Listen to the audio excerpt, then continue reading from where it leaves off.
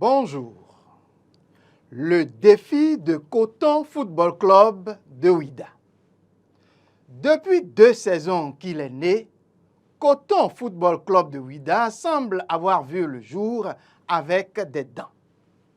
Et oui, déjà champion de la Ligue professionnelle l'an dernier, le club de football n'a pas hésité cette année à marcher sur la majorité des clubs du championnat cette saison. Ils sont peu, très peu nombreux, ces équipes qui ont pu résister à la fougue et à la fureur des poulains de Victor Zvonka, entraîneur de cette formation en cours pour ce qui est de cette saison qui s'est achevée il y a quelques semaines.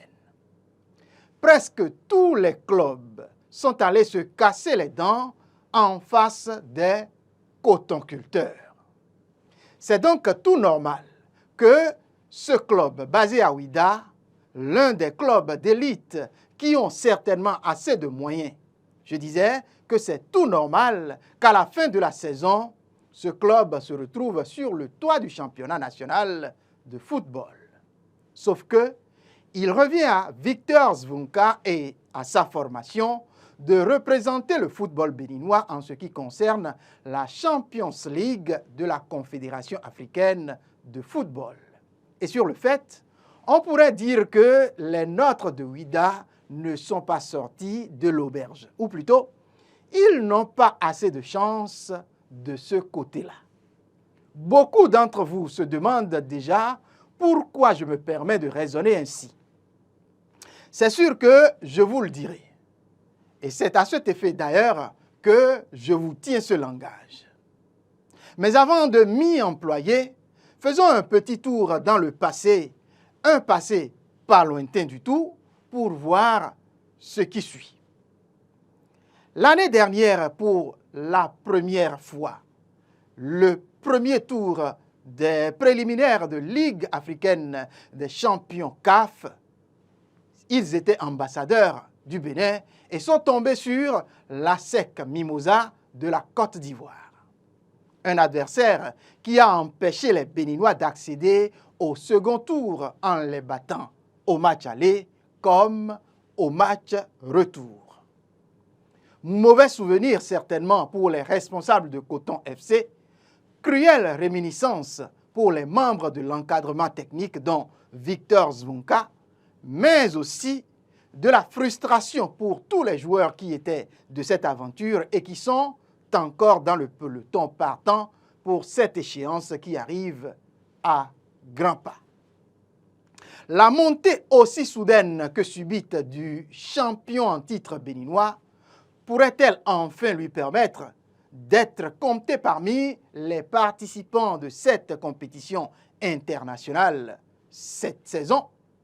C'est là la vraie interrogation. En effet, comme si c'était le destin qui poursuit les nôtres, ou plutôt c'est Dame Chance qui vient leur offrir une vengeance froide, à Victor Zvonka et bien à ses ouailles, je dirais, le tirage au sort a remis les mêmes adversaires contre les nôtres. Et quand j'ai lu les premiers propos du coach français à la tête du club béninois, j'ai perçu une sorte de peur, un regret de ne pas pouvoir tomber sur plus faible. Voici une partie de ces propos que je cite. Je dirais que c'est un manque de chance pour nous, puisque l'année dernière, on avait déjà eu l'ASEC et ça s'est joué à rien. Cette année, on était content de repartir en Champions League. On reprend l'ASEC. Pour moi, j'aurais préféré un autre tirage. Fin de citation. Loin de moi, votre chroniqueur, tout esprit de me moquer de l'opinion du technicien français.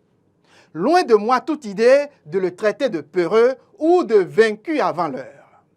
Peut-être trouve-t-il que le combat est démesuré en termes de nombre d'années d'expérience par rapport donc à l'adversaire en face. Mais à cœur vaillant, rien d'impossible, dit-on. Non plus je ne veux en aucun cas m'ériger en donneur de leçons, Mais je pense que tout ce que les joueurs du club béninois ont fait l'année dernière du côté de la Champions League n'était pas à rejeter. Tout le monde est d'accord pour dire avec moi que le technicien n'a donné que sa lecture des choses.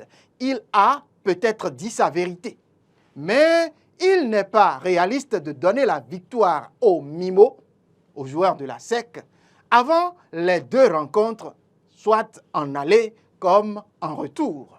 Même si beaucoup comme moi pensent que les Ivoiriens sont d'avance favoris. Je me rappelle par exemple qu'au match aller l'année dernière, les Béninois, bien que cueillis à froid, ont trouvé de la ressource nécessaire pour recoller au marquoir avant d'être dévancés. C'est sur ces genres de petites réussites qu'il va falloir tabler. C'est donc le moment de capitaliser les petits succès pour mieux affronter l'ogre ivoirien, si l'ogre il y a bien évidemment. Le défi est peut-être grand, nous devons tous l'admettre, mais en aucun cas ce défi ne s'affiche pas impossible à la table des Béninois. C'est maintenant qu'il faut aller à la recherche des armes qui pourraient servir à abattre un adversaire aussi coriace que expérimenté. Il suffit de poser la tête, de concocter, ou plutôt de trouver les bons plans et de les concocter avec des joueurs qui sont prêts à se faire plaisir, à se faire remarquer et conscients de ce que, en football, il faut marquer son temps. Et donc, tel est le défi de Coton Football Club de Ouidah. Et ce n'est qu'ensemble et main dans la main que joueurs, encadreurs, promoteurs pourront relever ce défi. C'est juste mon avis. Merci de l'avoir pris pour tel et peut-être de s'y pencher. À la prochaine.